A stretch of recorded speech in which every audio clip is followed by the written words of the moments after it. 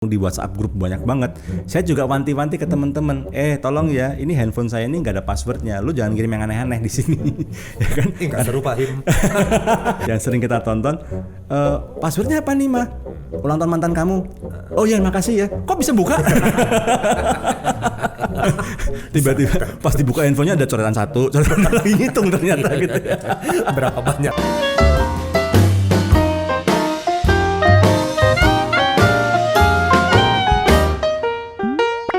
Ngejamu Powered by Unimax Power. Hari ini kita akan ngomongin sebuah benda. Kalau ngomong benda ini ya, nih Pak Him ya. Aku ingat satu benda nih yang sangat populer di Indonesia Pak. Benda ini diyakini memiliki macam-macam kekuatan. Wah ya, bisa buat ini, buat ini ya. Itu benda itu jimat. Kalau di Indonesia sangat dikenal lah ya, atau negara-negara Asia ya, benda-benda spiritual yang dipercaya mampu mendatangkan kekuatan-kekuatan lain atau keberkahan-keberkahan lain. Nah ternyata belakangan ini Pak Him ada satu benda lagi Pak yang ternyata lebih lebih menarik daripada sebuah jimat tadi Pak ya. Bahkan benda ini bisa mendatangkan rezeki katanya. Ada bisa juga memanggil teman lama yang hilang katanya ya. Menemukan yang hilang. Nah ya, ada lagi yang bisa juga benda ini katanya bisa menghubungkan kawan dari jarak jauh ya. Kalau dengan ilmu spiritual kan harus pakai kontak batin. Nah kalau ini enggak ya. Nah benda ini adalah handphone Pak. HP ya. Nah masalahnya ya, HP ini yang punya berbagai kekuatan tadi ya. Di kalangan masyarakat kita, terutama yang sudah berumah tangga ataupun yang lagi pacaran sekarang misalnya ya. HP kerap dianggap sebagai sesuatu yang privasi. Makanya orang suka bilang HP ini privasi atau jangan-jangan ada rahasia yang tersembunyi. Menarik ya Pak ya. Nah sebenarnya Pak Him, HP terutama buat pasangan keluarga. Ada yang memang suami istri boleh saling ngecek HP. Ada juga yang sama-sama memprivasi dengan password dengan segala macam. Bagaimana Pak Him sebagai pengamat keluarga dari Family First Indonesia melihat fenomena ini? Kita harus kembali dulu kepada nilai atau prinsip dari pernikahan itu sendiri. Ya kan, pernikahan itu kan adalah dua pribadi yang menjadi satu. Ya, untuk bisa dua pribadi menjadi satu kan rasanya spesial ini. Lebih dari pacaran, lebih dari orang tua anak, lebih dari yang lain ya kan. Nah, dalam pernikahan itu sendiri salah satu pilar yang penting dalam bangun pernikahan adalah keterbukaan atau kejujuran. Gitu ya, karena itu kan menghasilkan kepercayaan. Nah, kalau dalam sebuah pernikahan kepercayaan itu tinggi, maka biasanya itu akan bisa kita asumsikan atau bisa kita tebak gitu ya, bahwa nanti pernikahannya akan berumur lebih panjang dibandingkan dengan pernikahan dimulai curigaan. Nah, untuk bisa sampai ke kepercayaan ini kan memang harus pada keterbukaan, kejujuran. Nah berkaitan dengan masalah privacy, kalau kita dalam konteks sebelum menikah ini memang bagi Anda yang mungkin punya anak yang sedang berpacaran atau Anda yang sedang berpacaran, sebaiknya memang di titik ini semaksimal mungkin gali informasi tentang calon pasangan hidup Anda. Artinya bahwa ya cobalah terbuka sepenuhnya, tapi juga hormati kalau mungkin ada hal-hal tertentu dia masih belum nyaman terbuka gitu ya. Tapi kalau dia sudah terbuka semua, dia sudah terbuka segala masalahnya, berarti memang dia sudah siap untuk membangun rumah tangga. Ini khusus catatan buat yang masih pacaran. Yang masih pacaran atau yang punya anak lagi pacaran gitu ya. Sebaiknya memang galis informasi sebanyak mungkin. Tapi di sisi lain ada juga privasinya. Nah, ada privasinya. Nah, dalam pernikahan pun juga demikian. Apakah boleh pasangan suami istri punya privasi gitu ya? Menurut saya begini, dalam titik tertentu memang kita perlu saya pun menikah dengan istri saya gitu. Tapi karena saya berprofesi sebagai seorang konselor, di mana memang ada yang konsultasi dengan saya dan itu mungkin ada yang sifatnya rahasia. Apalagi kemudian yang konsultasi ini bilang, Pak Him, tolong jangan cerita-cerita termasuk ke istri ya, karena masalah saya ini relasi saya dengan si ini kenal sama istrinya Pak Him misalnya begitu, dan saya harus menghormati itu. Jadi ketika saya masih pacaran dengan istri saya ngomong dari awal gitu, profesi saya ini mengharuskan ada titik-titik tertentu, tidak semua bisa saya buka sama kamu. gitu ya. Jadi saya mohon pengertiannya ya, kalau kamu bisa setuju dengan prinsip ini kita lanjutkan gitu ya. Tapi kalau memang nggak bisa ya berarti ya mungkin nggak bisa menerima ya sudah apa boleh buat gitu ya. Jadi ini memang bisa dimengerti kalau itu berkaitan dengan profesi, privasi itu.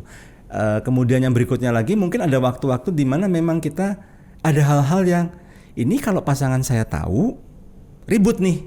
Misalnya orang tua kita curhat sama kita tentang pasangan kita misalnya. Ini kok saya sampein ke istri atau ke suami, ini bisa berantem nih mantu sama mertua gitu kan. Saya kenal mertua saya ngerti suami saya misalnya gitu ya. Nah daripada ribut, saya tahan dulu nih. Kalaupun saya mau terbuka sama dia, tunggu waktu yang tepat, gak sekarang. Jadi dengan pertimbangan itu maka ada hal-hal yang di-keep, ya kan? Sambil tunggu waktu yang tepat untuk dibicarakan. Itu bisa dimengerti kalau privasinya seperti itu. Tapi kalau kemudian privasinya berlebihan, misalnya dia nggak boleh tahu dong saya tetap kontak-kontakan sama mantan saya yang dulu gitu ya. Ngomongnya sih teman sih. Teman, cuman teman doang, teman curhat atau oh kami cuma kakak adik doang kok. Gitu.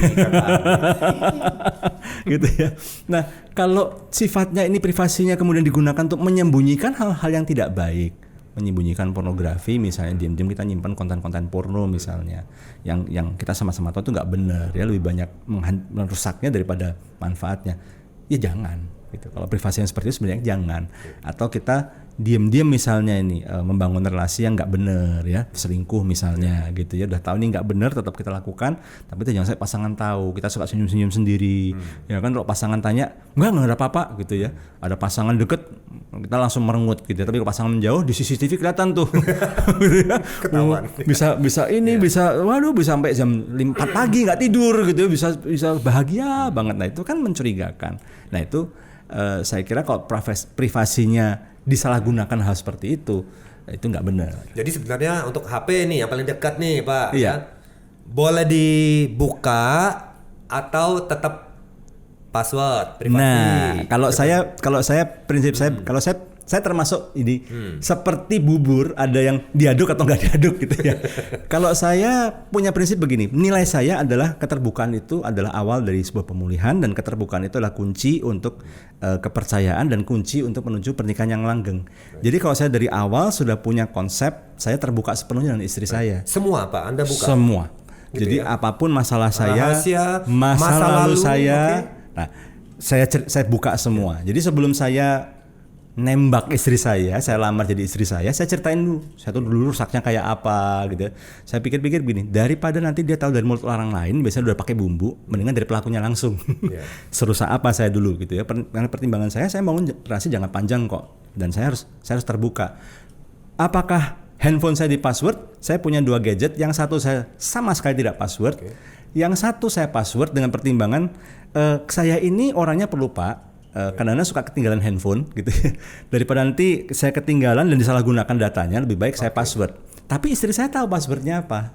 Oke, yang HP yang berpassword itu. Ya, dan di HP yang nggak ada passwordnya, di mana saya banyak tergabung di WhatsApp grup banyak banget. Saya juga wanti-wanti ke teman-teman, tolong ya, ini handphone saya ini nggak ada passwordnya, lu jangan kirim yang aneh-aneh di sini, ya kan? Nggak seru Fahim. Karena saya nggak mau anak saya tiba-tiba pas ngecek buka, papi kok gambarnya kayak gini sih, gitu ya. Saya nggak mau gitu. Jadi kalau kalian suka posting begitu mendingan saya yang belok kiri aja, left maksudnya. Gitu. Saya pergi. Saya punya prinsip seperti itu, dan tapi tetap ya, ketika konseling misalnya, saya ngomong ke istri saya cuma ngasih tahu kamu jam segini saya ada konseling. Nah setelah selesai saya bilang, tadi udah selesai konselingnya, tapi mohon maaf ya, karena tadi saya udah janji sama dia, saya nggak boleh cerita.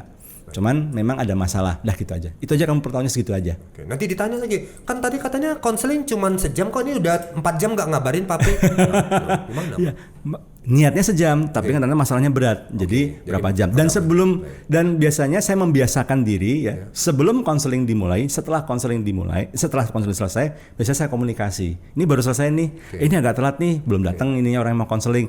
Jadi saya selalu terbuka update semua hal ke istri saya. Menit ke menit, detik demi detiknya Pak. Enggak segitunya juga sih.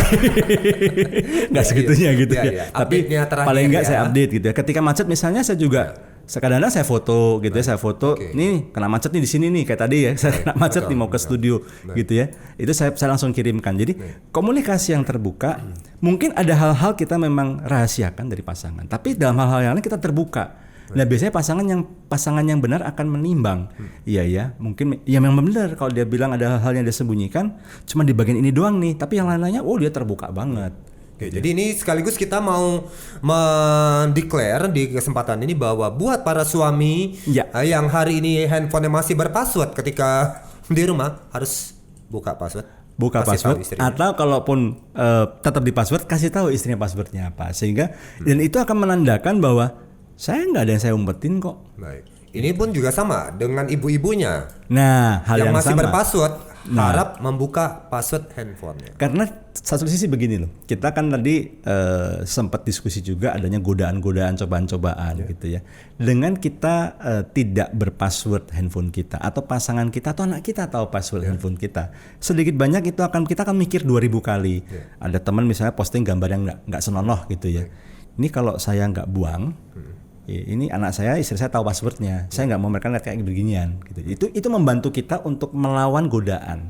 Kan cuma ngirim gambar doang Pak. Nah, tapi kan kita sudah dewasa bisa menahan diri lah, anak kita. Ya kan. Terus belum lagi ketika kita nerima gambar yang nggak senonoh misalnya, gitu ya, gambar seorang perempuan yang mungkin karena krisis ekonomi nggak bisa beli baju misalnya, makanya dia nggak pakai baju misalnya gitu ya. Terus kan padahal kita punya anak perempuan, dan kita bayangkan kan. Ini kalau dia begini karena faktor kebutuhan ekonomi. Nah kalau anak saya begini gimana nih? Kalau ibu saya begini gimana? Jadi itu salah satu cara kita untuk menahan, melawan godaan-godaan untuk kita nggak sampai salah jalan. Tapi sebenarnya yang bahaya bukan postingan-postingan gambar itu. Ininya Pak. kita, iya respon kita sebetulnya. Yang bahaya itu adalah nomor lama yang nggak kita simpan di HP, tapi mukanya kita kenal Pak.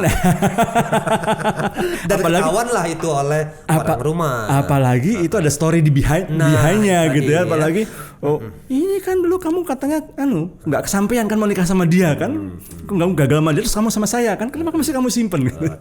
Atau yang sering kita tonton, passwordnya apa nih Ma? Ulang tahun mantan kamu. Oh iya makasih ya. Kok bisa buka? Nah hal-hal seperti ini ya Pak. Jadi ini bagi yang ada pasangan-pasangan yang masih memang menjalankan kehidupannya rumah tangga dengan tetap berpassword. Ada juga yang sudah saling terbuka. Ada juga yang suaminya masih berpassword, istrinya tidak berpassword misalnya ya. Ada juga dua-duanya. Ada dua-duanya juga. Bagaimana saran Pak Him dengan kondisi seperti ini? Apakah semuanya harus buka-bukaan semua saja atau biarkan saja jalan tetap berpassword demi keamanan atau kenyamanan, kebahagiaan rumah tangga? Nah, itu menarik sekali gitu ya. Dulu saya juga melalui sebuah perjalanan ya. Dulu ada beberapa hal-hal yang saya nggak cerita ke istri saya sebelum saya benar-benar terbuka sepenuhnya gitu ya. Dulu awal-awal saya pikir oke lah, masalah konseling iya. Terus ada hal-hal yang ini kalau saya cerita biasanya istri bukan meresponi tapi bereaksi dan biasanya reaksinya selalu kurang baik gitu. Daripada nanti jadi masalah, ada beberapa hal yang saya tahan, saya tunggu waktu yang tepat gitu. Tapi cepat atau lambat istri juga tahu. Akhirnya saya belajar tidak hanya kitanya yang merahasiakan yang kita perlu bijaksana, kita pilah-pilah ya. Tapi juga dari sisi yang mengharapkan terbuka. Jadi saya ngomong ke istri saya waktu itu, kamu berharap saya terbuka, jujur sepenuhnya. Oke, kita tes ya. Oke. Nih saya ceritain satu nih misalnya nih, ada kejadian ini nih, gitu ya. Saya belum cerita sama kamu nih kejadian ini. Misalnya. 15 tahun yang lalu. Oh enggak sampai segitunya. Minggu lalu. Saya dalam rapat dengan atasan saya tuh maki-maki saya gini. Udah langsung istri saya. Enggak benar tuh atasan kamu tuh. Aku kenal istrinya, aku telepon istrinya ya. Aku bilang sama dia enggak benar nih gini. Nah yang gini-gini nih saya bilang langsung saya bilang. Nah yang gini-gini ini nih yang membuat saya jadi sulit untuk terbuka sama kamu. Jadi tolong kalau kamu pengen saya terbuka sama kamu pun juga belajar untuk berespon dengan bijak. Gitu. Nah ini di kesempatan ini saya juga ngomong ingin menyampaikan kepada para pendengar ngejamu gitu ya. Anda mau nuntut pasangan terbuka, nggak salah. Tapi siapkan diri Anda sendiri juga. Ketika pasangan benar-benar terbuka, Anda juga harus belajar untuk berespon dengan bijaksana. Karena seringkali yang menghalang-halangi orang untuk terbuka atau dengan kata lain ada orang-orang sampai menyimpan rahasia, habis malas Pak, kalau saya ceritain ke dia pasti ribut. Ini teringat dengan pepatah dari teman saya Pak, katanya tidak semua hal itu kalau kita buka, kita kasih tahu itu akan bagus buat dia. Ya, jadi kalau memang ini problemnya, maka tugas kita sebagai entah suami atau istri, kalau kita mengharapkan pasangan kita siap menerima untuk terbuka dan berespon dengan baik, kita latih, kita ajarin gitu ya. Kita bimbing, kita ajak diskusi, termasuk istri saya berapa kali ketika saya tes cerita lagi, kok dia sudah mulai berubah gitu ya. Tidak terlampau bergejolak nggak bergejolak gitu ya. Nah, makasih ya. Yang gini-gini nih aku suka nih. Nah, aku jadi ceritanya jadi lebih semangat nih. Betul. Jadi berapa lama Pak itu seorang istri atau suami bisa beradaptasi dengan mulai keterbukaan itu kan, karena kan biasanya kan itu kan pasti akan mengandung unsur emosional itu. Pasti. Berapa lama biasanya? Apalagi kalau perempuan gitu, apalagi kalau wanita gitu. Nah, bervariasi memang, bervariasi. Tapi rata-rata sih ada yang perlu waktu 6 bulan, ada yang setahun. Tapi biasanya memang bervariasi antara 1 sampai dengan 2 tahun. Karena begini, Pak Hasan dan juga pendengar Sayang Jamu gitu ya. Merubah sebuah kebiasaan, apalagi kebiasaan sudah puluhan tahun, 20 tahun lebih gitu ya, kan nggak gampang gitu. Kita aja mau udah terbiasa makan jeroan, tiba-tiba karena kolesterol tinggi harus nge-stop, berjuang kan. Gitu nggak mudah, udah terbiasa enaknya jeroan misalnya gitu ya kita perlu waktu untuk adaptasi. Demikian juga pasangan kita, dan ini adaptasinya bukan masalah makanan, ini masalah emosi. Nah, biasanya memang perlu waktu. Di saat-saat seperti itu kita juga harus lebih sabar dalam menghadapi pasangan kita, dan ketika pasangan kita sudah berubah, meskipun langkah kecil perubahannya, kita apresiasi. Setiap bentuk apresiasi kita, terima kasih kita atas perubahan pasangan kita, sekecil apapun itu seperti bensin yang kita tuangkan ke sebuah mobil, membuat mobil itu bisa bergerak lebih jauh. Jadi dengan kata lain, kalau yang gini-gini nih aku seneng nih, kamu nggak langsung marah gini nih, makasih ya, aku seneng nih gitu ya. Bisa kamu ternyata ya, yuk ini pencapaian baru nih gitu, yuk saya traktir makan yuk gitu, misalnya kita rayain lo, misalnya seperti itu ya. Itu agak lebay mungkin ya. Yang Pak Im nggak tahu aja tuh, si istri dalam hati ngebatin, tunggu aja lo, gue sekarang nggak marah. Nggak apa-apa, gue marah. 3 hari kemudian lo muntah darah. Tiba-tiba pas dibuka infonya ada coretan 1, coretan lagi ngitung ternyata gitu ya. Berapa banyak gitu ya? Banyak gitu ya. Nah jadi itu mengubah kebiasaan itu bisa, tapi perlu kerjasama ya dua-duanya. Jadi dari pihak yang suka menyimpan rahasia, belajar untuk pelan-pelan untuk mulai terbuka, dan kepada yang diceritain rahasia yang selama ini mungkin reaksinya suka berlebihan, belajar untuk lebih ngerem, mengendalikan. Berarti dalam hal ini Pak Him mengatakan bahwa dalam rumah tangga tidak ada yang perlu diprivasi, tidak ada perlu yang dirahasiakan. Sekali lagi, kalau memang dalam konteks tuntutan pekerjaan misalnya, saya kira itu sesuatu yang perlu dibicarakan berdua dengan istri. Kesepakatannya bagaimana? Kalau memang suami atau istri kebetulan profesinya tidak menuntut kerahasiaan, berarti saya sangat sarankan seterbukanya lah, gitu ya. Kalau tidak ada kaitan dengan profesi tadi. Nah, kalau ada kaitan profesi, bicarakan berdua. Kalau memang ada hal-hal yang saya pengen terbuka sama kamu, tapi ada perubahan, kamu mesti berubah dulu dong, gitu misalnya gitu ya. Dibicarakan aja, dan kemudian sama-sama. Kalau memang perlu bantuan pihak ketiga, seorang konselor atau psikolog, mungkin kenapa saya tuh gampang marah misalnya gitu ya. Mungkin ada pendaman emosi yang harus diselesaikan, dan selesaikanlah dulu gitu, supaya kita bisa tidak gampang emosi misalnya seperti itu. Bukannya hal ini bisa menjadi satu alasan buat berlindung Pak, dengan alasan privasi pekerjaan atau rahasia perusahaan atau rahasia konsultasi, rahasia klien dan sebagainya. Balik lagi ke motivasi kita sendiri ya. Saya kira setiap dari kita sudah cukup dewasa dan bijak lah.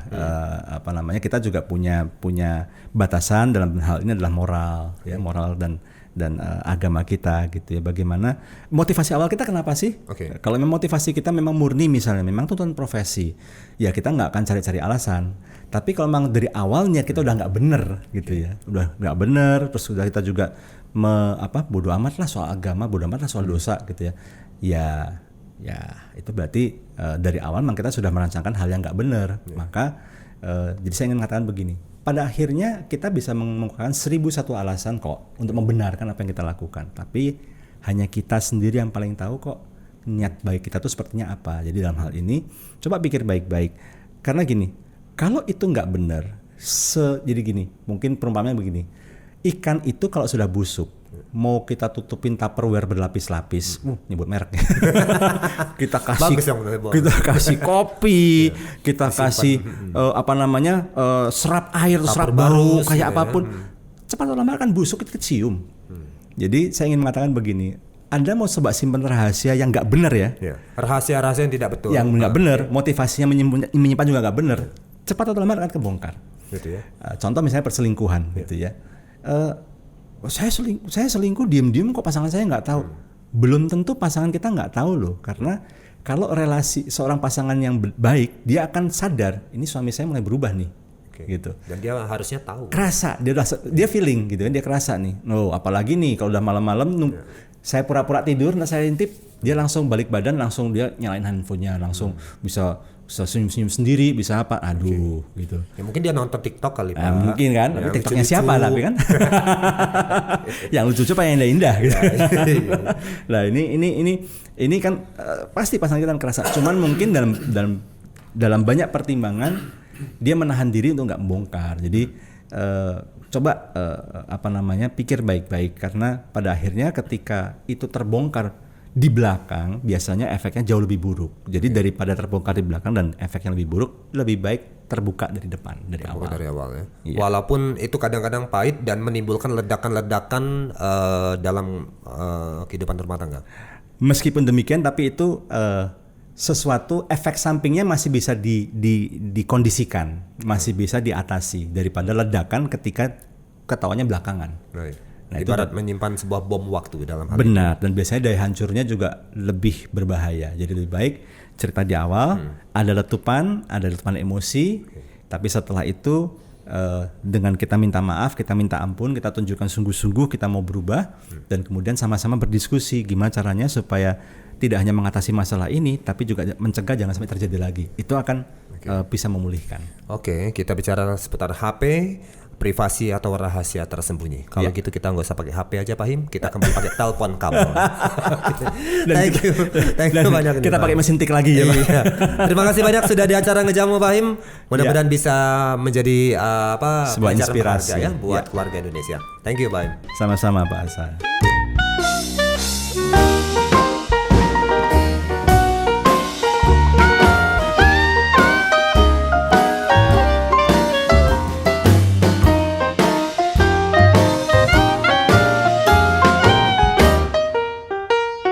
Ngejamu.